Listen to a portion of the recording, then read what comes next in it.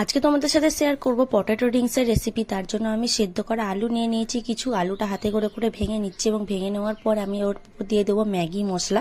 Maggi মশলাটা দিয়ে দেওয়ার পর আমি দিয়ে দিচ্ছি গোলমরিচের গুঁড়ো, চিলি ফ্লেক্স, পরিমাণ মতো নুন আর হলুদ গুঁড়ো। এবার হাতে করে ভালো মতো করে আলুটা আমি মেখে নেব।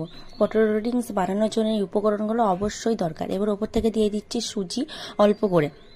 সুজি দেওয়ার পর আমি হাতে করে ভালো মতো করে মেখে নেওয়ার পর ওপর থেকে তেল ছড়িয়ে এটা কিছুক্ষণ 15 থেকে 20 মিনিট মতো রেখে দেবো। তারপরে আমি রেডি করব। এবার ঢাকাটা খুলে নেওয়ার পর আমি এগুলো ভালো করে গোল গোল করে রিং করে নিচ্ছি। এরকমভাবে যেমন আমি করেছি ওরকমভাবেই করবে। এবার কড়াইয়ের ওপর তেল দিয়ে তেলটা গরম করে নেওয়ার পর এক একটা রিং ভালো মতো করে কড়াইয়ের মধ্যে ছেঁকে তুলে নিতে হবে। লাল লাল করে ভেজে নিয়ে গ্যাস একটা লো ফ্লেমে করতে হবে। এরকমভাবে উল্টে পাল্টে লাল লাল করে ভেজে নেওয়ার পর রেডি হয়ে যাবে পটেটো রিংস। তো সস দিয়ে খেতে হেভি লাগে, তোমরা অবশ্যই ট্রাই করো। আর ভিডিওটা ভালো লাগে সাবস্ক্রাইব